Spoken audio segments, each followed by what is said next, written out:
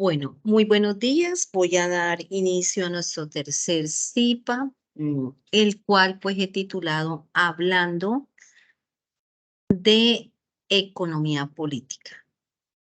A continuación, pues quiero compartirles, voy a compartir pantalla. Quiero ser muy juiciosa en el tiempo. Como siempre, trato de que el tiempo vale mucho y entonces trato de que lo hagamos de forma, este, pues muy medidos en el tiempo. Además que pues hay que premiar al que asiste, llega temprano. Bien,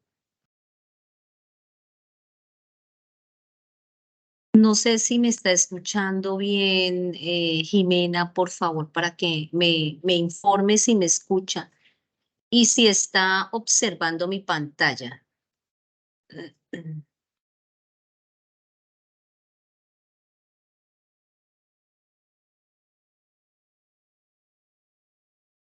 Jimena. Ok, gracias, muy amable. Bien, no coloqué pantalla para economizar un poco en lo que tiene que ver con la conexión. Bien, hablando de economía política, entonces, básicamente he querido como colocar, digamos, primero la definición para hacer una importante apropiación del tema. Deme un segundo, corro hacia arriba. Y en cuanto a economía política, tenemos acciones y decisiones que toman las autoridades de un país con el fin de establecer mm, la estabilidad, el crecimiento económico, las directrices, los presupuestos del estado del mercado laboral. En ese sentido, entonces, también podemos establecer que esa política económica tiene que ver con la producción, la distribución, el consumo de bienes y servicios de un país, que indudablemente se interconectan, se interrelacionan con los principios económicos y las relaciones políticas. Esto todo puesto en el contexto o en el ámbito, digámoslo así,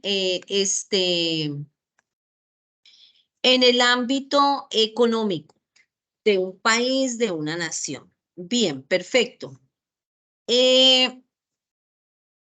Para ello, pues me voy a citar, voy a hacer la tarea de citar de alguna manera los objetivos de economía política. Entonces, para hablar de los objetivos de economía política, primero que todo, quiero que establecer que aquellos que son a corto plazo son los famosos objetivos coyunturales y los a largo plazo son los estructurales, siempre que estoy hablando de economía política. Por ello, entonces, esos objetivos a corto plazo son el pleno empleo, poder mejorar la balanza de pago que tiene que ver, pues, normalmente con mis importaciones, con mis exportaciones, pero también tiene que ver con los ingresos y gasto del Estado. En ese sentido, también se trata de que haya una estabilidad, un equilibrio en los precios y poder de alguna manera manejar un poco la inflación. Bien. Los segundos objetivos que debemos tener en cuenta en esta definición de economía política son los de largo plazo, que esos de largo plazo hacen referencia a los estructurales y por supuesto se llaman estructurales porque son un poco más macro, tienen mucho más fundamento, digámoslo así, de alguna manera. Digamos también que estos objetivos son un poco más complejos y involucran muchas más cosas. Entonces, en ese sentido, pues estamos hablando de la expansión de la producción, de la satisfacción de las necesidades colectivas, del poder mejorar el tamaño de la estructura de la población, y acá pues viene todo lo que tiene que ver con con la tasa de natalidad y demás. Y también tenemos ahí la mejora de la distribución de la renta, de la riqueza, y tiene que ver entonces acá con los impuestos, los subsidios y demás. También hablamos de la protección y la prioridad o las priorizaciones que existen en Colombia, de las regiones, por ejemplo, digamos aplicándolo acá, o de la industria, de los sectores, y esos sectores cómo están conformados las actividades económicas y demás. Pero también hace referencia a la reducción de la jornada laboral, que de alguna manera pues afecta toda esa política económica. También hablamos entonces acá de cómo mejorar, fortalecer el consumo privado y la seguridad y el de abastecimiento. Es decir, que todo el tiempo, porque como se trata de controlar la estructura de los precios y por supuesto la inflación, el desabastecimiento pues hace que la inflación se dispare, crezca o se acelere. Bien. En ese sentido, también tenemos en cuenta las características, y quiero hacer un alto acá, porque he hecho énfasis en este CIPA en lo que tiene que ver con características y lo que tiene que ver con todo lo de política económica, es porque ya vamos a mirar, vamos hacia allá.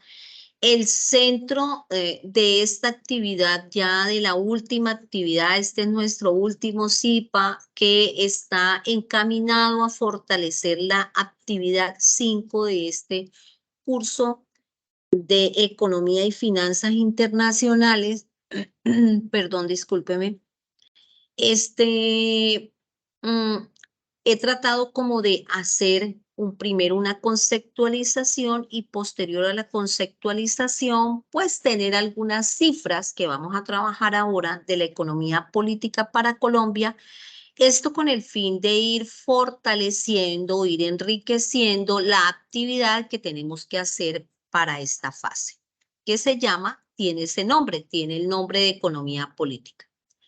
Bien, las características entonces son el enfoque interdisciplinario, el análisis de las relaciones de poder y la consideración del contexto histórico y social. ¿Por qué tiene en cuenta el enfoque interdisciplinario? Porque esta economía política pues tiene que ver mucho, por ejemplo, con la fiscal, con la política en sí, con la sociología, con la idiosincrasia de los pueblos, con los valores de los pueblos, con sus costumbres, con sus creencias, con el quehacer de los pueblos. Entonces, por eso se llama interdisciplinario, solo que trata de ir a integrar la economía política. Bien, el análisis de las relaciones de poder también me permiten o interesan, porque permite establecer cuál es la participación de los diferentes actores del gobierno, de las empresas, de los grupos de interés, de la misma sociedad civil, de las relaciones que influyen en la toma de decisiones y demás. Es decir, ¿cuál es la participación, pero además también cómo impactan esos análisis en las relaciones de poder a los actores que hacen parte de las decisiones económicas de la nación? Ahora bien, esas características, por supuesto, deben hacer un recorrido por esa línea de tiempo, estableciendo la historicidad, digámoslo así, tratando de reconocer cuáles han sido los factores de mayor influencia, pero también aquellos factores que se han quedado débiles en el tiempo, para tratar de fortalecer las dinámicas y de mejorarlas, por supuesto. Ahora quiero pasar entonces a hacer un recorrido por el panorama colombiano y ese panorama colombiano está dispuesto de la siguiente manera. Digamos, vamos a arrancar cómo se ha dado inicio a este panorama a partir del año 2022. Si bien es cierto, el ejercicio en la actividad dice que hay que trabajar la trayectoria de 10 años atrás de nuestro país, pues voy a hacer digamos, un pequeño recorderis del panorama colombiano. En junio del 2022 fue elegido Gustavo Petro en coalición de izquierda por el pacto histórico. Es importante tener en cuenta que es la primera vez que tenemos un presidente de izquierda donde establece que las prioridades es la paz, la justicia social, la justicia ambiental y el cambio para las mujeres. En ese sentido, pues vamos a hacer el antes y el después. El antes se venía trabajando en una gestión macroeconómica y fiscal de alguna manera prudente. Me voy a adelantar un poquito acá en la diapositiva.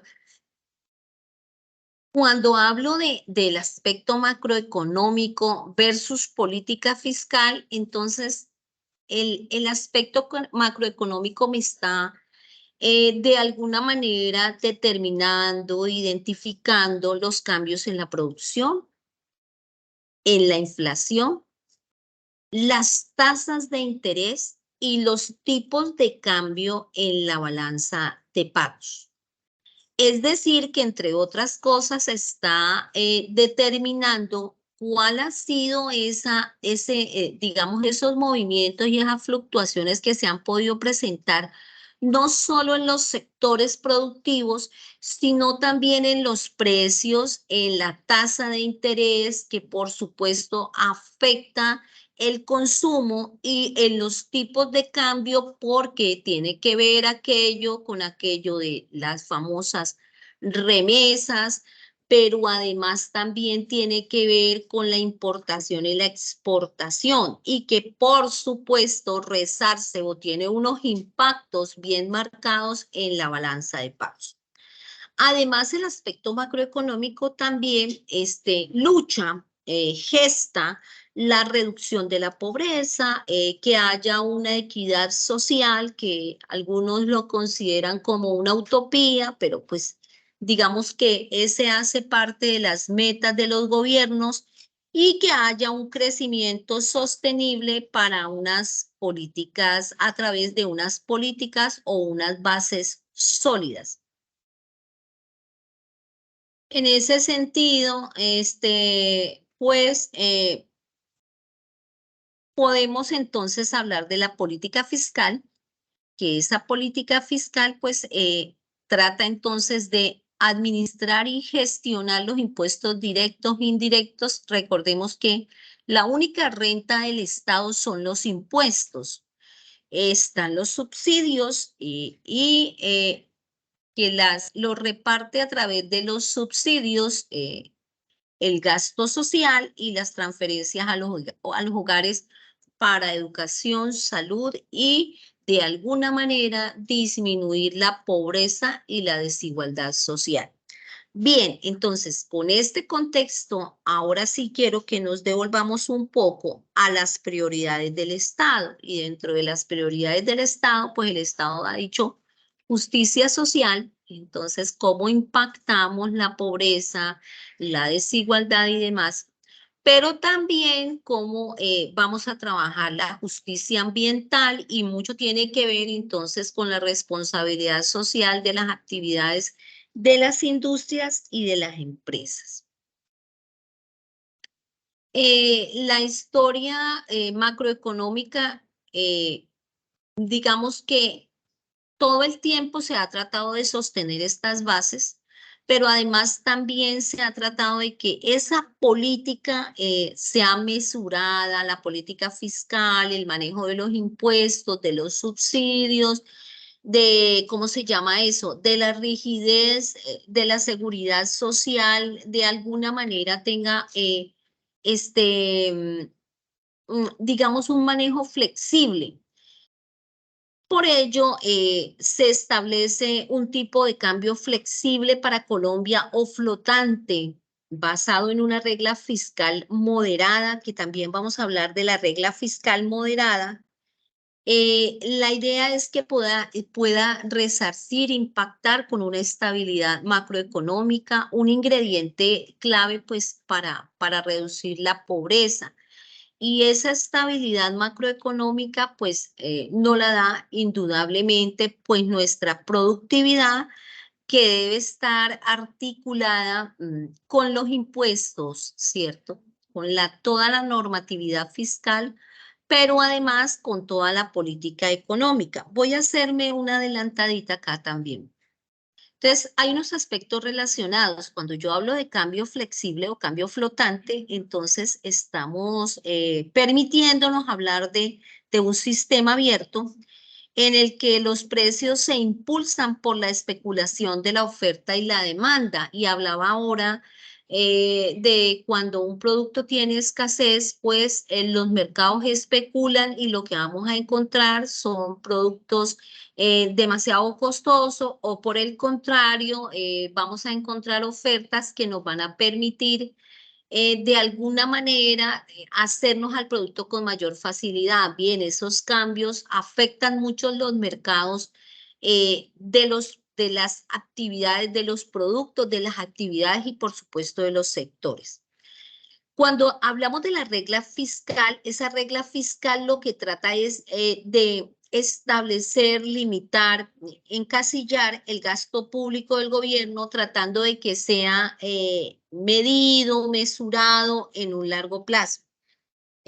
Para este gobierno, pues también se dijo que se iban a abrir una serie de convocatorias que hace mucho tiempo estaban, digamos, aplazadas, detenidas, estaban, ¿cómo se llama eso? Estaban en receso, entonces se hicieron algunas convocatorias, como por ejemplo la de la DIAN, la de los colegios, aquellas que estaban para los docentes de los colegios, tanto para docentes como administrativos.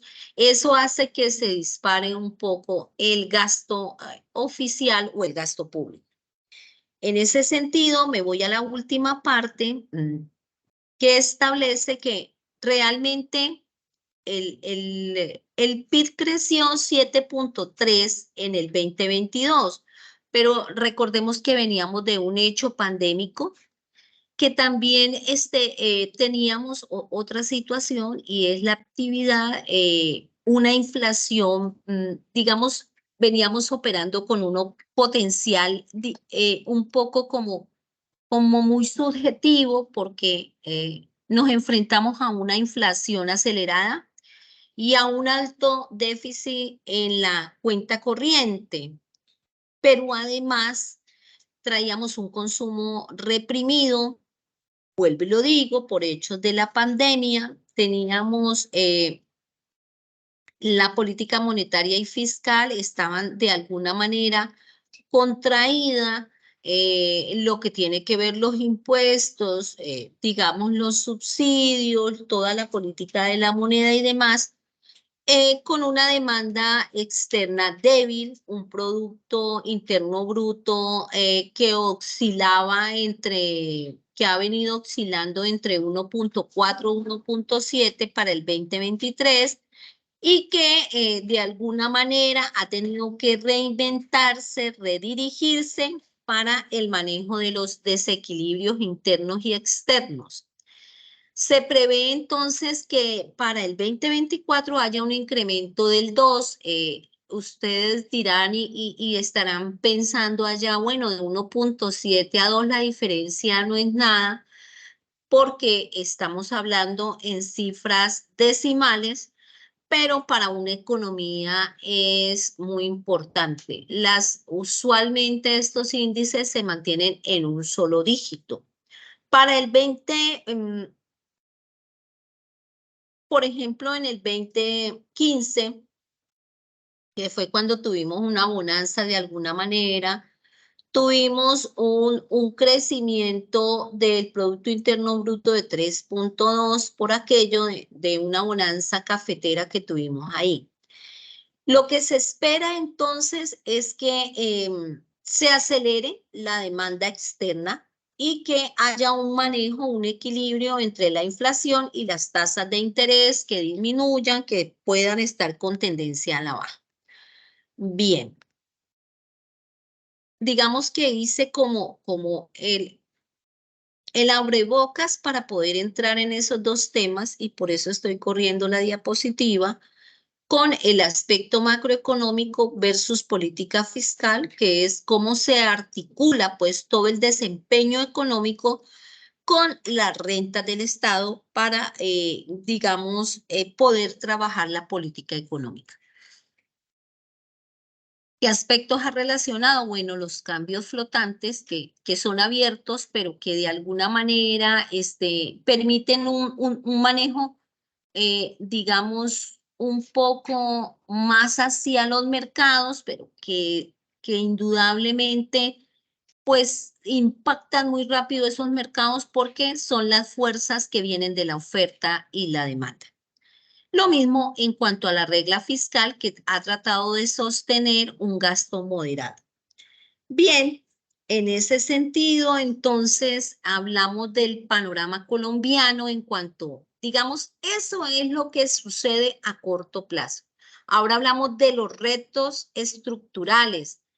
Aquí también seguramente vamos a empezar a montar los resultados de este gobierno. Para el 2022 se enfrentó a una inflación de 13.1. Colombia había estado manejando unas inflaciones de un solo dígito, estamos manejando una inflación de 2 dígitos, porque había una fuerte demanda interna, pero digamos que la inflación se disparó, los índices de renta también no fueron los mejores, empezaron a fluctuar mucho porque además de que veníamos de un fenómeno de recesión como era la pandemia, tuvimos que enfrentarnos a un cambio climático que de alguna manera todos estos factores hicieron que haya una depreciación del precio colombiano, es decir, nuestra moneda eh, mm, digamos, perdió valor en el mercado. No quiero hablar de devaluación y eso, porque no quiero entrar en temas como netamente económicos. Eso hizo que la tasa de crecimiento no fuera lo suficientemente importante para garantizar el encuentro, la confluencia de la renta per cápita con aquellos países que son de alto ingreso y de mucha productividad en Latinoamérica. Nomás comparemos, por ejemplo, México, Chile, Perú, que nos está, desde que se dolarizó, pues se ha vuelto un fuerte competente para nosotros o competencia para nosotros referente. Entonces Colombia sigue siendo uno de los países más desiguales del mundo. Porque ha tenido mucha dificultad para, digamos, de alguna manera mantener de una forma estable la resiliencia entre los más vulnerables, entre las clases sociales o los famosos estratos sociales. La relación entre el Producto Interno Bruto y la deuda generalmente reduce, digamos, el espacio fiscal, digamos, ha hecho que nos vayamos a una, dos, a tres reformas fiscales. Es decir, que el gasto, pese a que ha tratado de sostenerse en niveles muy bajos, la renta del Estado sí han tenido que estar haciendo constantes cambios para poder sostener ese Estado. Fuera de eso, tenemos en Colombia otros aspectos que vale la pena que mencionemos acá, como la corrupción, el conflicto armado, ese esa prioridad que nombra este nuevo presidente como justicia social y demás, nos afecta mucho porque estamos en una economía este, bastante recesiva, del rebusque que llamamos. Entonces, realmente ponernos nosotros como al frente de ese grupo de los países latinoamericanos ha sido bastante difícil. Cada vez nos vemos más apretados. Eh, Además, las metas que tenemos con la OCDE pues realmente son unas metas demasiado altas. Vale la pena entonces hablar en los resultados, se ha tratado de ampliar la cobertura en el sistema social, de disminuir esa rigidez que se presenta para acceder a esos programas sociales. Ahora mismo nosotros tenemos gratuidad de la educación en todas las universidades del estado, pero eso ha hecho que se desequilibre un poco la balanza. Tenemos gratuidad, pero digamos que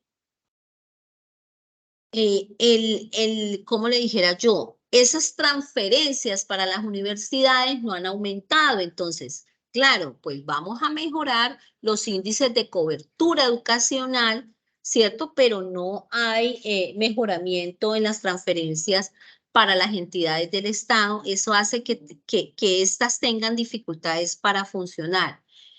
Digamos que también se ha tratado que los mercados laborales sean más eficientes, más inclusivos más inclusivos, y entonces ahora vemos una constante oferta, una oferta importante de empleos. Se ha tratado de mejorar la calidad de la educación, de la salud y de la infraestructura en general. Ahora mismo vemos que se están haciendo unos replanteamientos de unas vías muy importantes para el país, que realmente lo que van a hacer es fortalecer la infraestructura vial en el país, pero por nuestra geografía y por unas presupuestaciones, digamos, un poco desequilibradas, pues hemos tenido bastante dificultad. Nos afecta mucho el cambio climático y vuelvo y lo digo, nuestra geografía. Bien, entonces, ¿cuáles son las necesidades o los retos del panorama colombiano? Transitar a cero emisiones de carbono, tener una economía con unos que esté más preparada para los cambios climáticos. Se requiere un mundo con menos petróleo y más carbón, que eso pues digamos, son unas relaciones utópicas de alguna manera. Se requiere una inversión significativa, que haya mucha más movilización del financiamiento. Para eso, pues debemos aumentar la productividad, y para aumentar la productividad tenemos que tecnificarla, es decir, adoptar mucho mejor la tecnología, que haya una transición importante entre el empleo y la diversificación de las exportaciones, dejar de exportar tanta materia primaria o materia prima y empezáramos a exportar una materia mucho más transformada. Reinvertir en la deforestación, encaminar los sectores hacia la energía, a producir energías limpias, a infraestructura mucho más puesta y pensada para unos mercados que evolucionan, que exigen mucho más, que requieren mucha más rapidez, ser más competitivos y demás, y que haya un transporte hacia una actividad más verde, ¿no? Digamos, más pensada dentro no solo de la responsabilidad social, sino con las condiciones climáticas y de ubicación estratégica para Colombia. Bien, la estrategia que decidió utilizar el señor presidente fue promocionar un desarrollo territorial equilibrado, eh, digamos, incrementar la inclusión social a través de prestación de servicios, y que se manejara la sostenibilidad en los impuestos y en la productividad. ¿Cuáles han sido los resultados, no? Bueno, ya veníamos con unas apropiaciones o unos recursos que se lograron en el 2022. Y fue para competitividad, habían 500 millones de dólares aprobados en el 2021, para inclusión social y economía y económica de migrantes, habían 500 millones de dólares en noviembre del 2021. Para el 2023, lo que se diagnosticó en esa época era para el desarrollo verde. En diciembre del 2022, un monto por 1.000 millones de dólares. Se estaba tratando de establecer una ruta verde y 700 millones, 750 millones se aprobaron para el mes de mayo del mismo año. Finalmente, pues un resultado que digamos que ya de este gobierno es tratar de mejorar las prácticas pedagógicas y de gestión en el sector educativo, y por eso les aprobaron 80 millones de dólares en fuentes fiduciarias, y lo que se tenía era 750 millones de dólares para apoyar la política que apunte a reducir la desigualdad de género, el crecimiento verde y la diversidad, por supuesto, para tener energías mucho más limpias, bajas en carbono.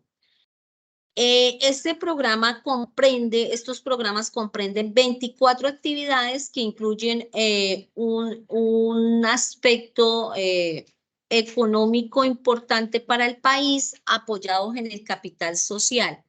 Debo decir acá que pues este gobierno ha tenido que enfrentar situaciones como el fenómeno de la niña, que afectó 750.000 personas, no solo en lo que tiene que ver con el cultivo, la vivienda, sino también en la infraestructura, en transporte, en salud y demás. Eso hace que las barreras de la desigualdad pues sean mucho más lejanas la una de la otra en lo que tiene que ver con grupos étnicos, generación de grupos, digamos lo que tiene que ver también con el género, pero además con la ubicación geográfica. Lo que pasa es que en nuestro país la ubicación geográfica es muy importante. Recordemos que en el territorio colombiano se ramifican tres cordilleras. La fuente utilizada acá es el Banco Mundial, que lo referencia allí porque pues lo necesitábamos. Bien, ahora entrando en la actividad de la guía, pues hace referencia a que debemos hacer un recogimiento, un recorrido, un reconocimiento de 10 años atrás para hablar de economía política. Y para hablar de esa economía política, 10 años atrás, pues lo que tendríamos que ver, si me adelanto un poquito con la guía, para ser muy precisa, es que dice: a partir del caso colombiano, los estudiantes deben desarrollar la siguiente presentación. Define cómo durante los últimos 10 años el país ha abordado la política económica en todo lo que tiene que ver con la balanza de pagos. ¿Por qué se le denomina un sistema de doble partida? Además, incluye aprendizajes e hitos importantes durante este periodo de tiempo. Ya hablábamos de los aprendizajes de alguna manera, cómo los países o cómo los gobiernos centran sus prioridades, y esas prioridades, digamos que este gobierno le ha apostado mucho a la educación y a la equidad social. En ese sentido, pues los subsidios han empezado a predominar, pero digamos que esta economía emergente colombiana y la política económica del país, pues era muy incipiente para soportar toda este andamiaje de subsidio. Bien. En ese sentido, la balanza de pagos, ahí estamos viendo algunos indicadores en la balanza de pagos que para nuestro país, la fuente es la CEPAL. Para Latinoamérica, digamos que todo el tiempo ha estado, ¿cómo se llama? Negativa. Bueno, en el 2000, con unos picos muy importantes, y eras que manejábamos índices de 2 cifras, estamos manejando índices de una cifra y tenemos una balanza de bienes que, para recogerme un poco, hablábamos de 3.179, digamos, dólares, y en el 2021 estamos hablando de menos 17.892. Tenemos unas exportaciones FOB. Cerramos en el 2021 con 42.736 millones de dólares, y en las exportaciones teníamos 42.732, mentiras, en las importaciones teníamos 56.719. En FOB, en importaciones, situación que de alguna manera hace que la balanza de servicios pues se vea impactada de forma negativa. Lo mismo pasa con la balanza de las rentas, es decir, que nuestros gastos son superiores a nuestros ingresos, hablando del Estado, y que la balanza de transferencia ha ido mejorando por aquello de las famosas remesas que hacen los colombianos que se encuentran en el exterior. Bien, digamos que ahí le hago como un pequeño abrebocas de esos indicadores económicos. Los puede encontrar en el repositorio de la CEPAL. Y ya me quiero referir unos 5 minuticos, 3 minuticos, a lo que hay que hacer con la actividad, con la guía de actividades. Venimos presentando dificultades con la guía de actividades porque la dejamos para última hora. Entonces, al cierre, pues no somos lo suficientemente, como lo dice nuestro señor director de curso, reflexivos y analíticos, que él lo está pidiendo con contundencia, y entonces presentamos situaciones de copia. Recuerde que se está colocando un porcentaje no superior a plagio del 15%. Entonces, mire que cuando no hacemos una buena búsqueda de datos y una reflexión importante, pues tendríamos dificultades para poder hacer frente. Los grupos deben hacer un video que hay que alojarlo en YouTube, donde los participantes del grupo hagan aportes sólidos para el mejoramiento, digámoslo así, de esa política económica en cuanto al abordaje de la balanza de pagos. Realmente esta es una actividad muy sencilla que, si la hacemos con tiempo, pues va a generar la contundencia y todo el detalle que tenemos allí, todo el requerimiento que nos hace allí la guía. Digamos que hemos tratado de ser, este es un curso que ha pedido mucha reflexividad, mucho posicionamiento de criterios, pero además un análisis contundente y fuerte.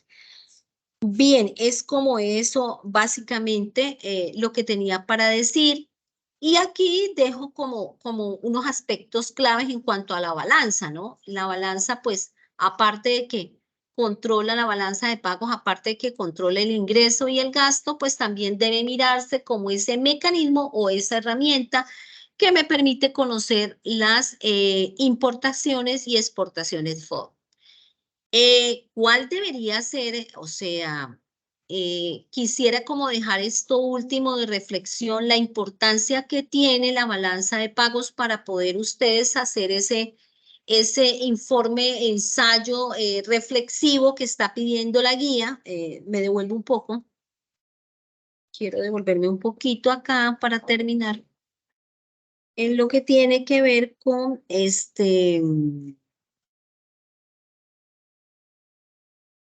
dice importante en el periodo, definen en el análisis de la política.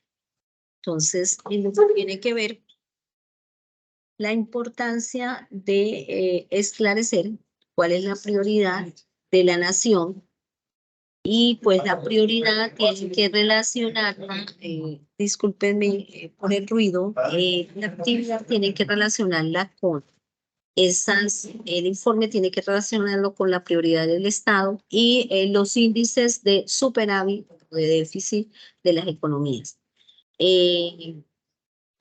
Hay que tener en cuenta la tendencia y los aspectos históricos. Entonces, por eso hice referencia a cuál ha sido el comportamiento durante los 8 o 10 años anteriores a el desarrollo económico de Colombia, sobre todo en lo que tiene que ver con la inflación y las consecuencias para el manejo de la tesorería del Estado y los presupuestos que asigna para sus aspectos macroeconómicos que sin lugar a dudas permiten manejar el crecimiento.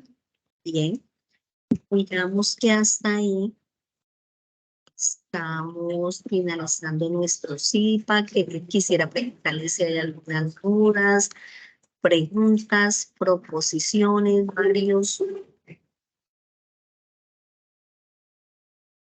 Bien, entonces, si no hay preguntas, quiero agradecer su disposición y la compañía en el día de hoy y desearles un feliz día.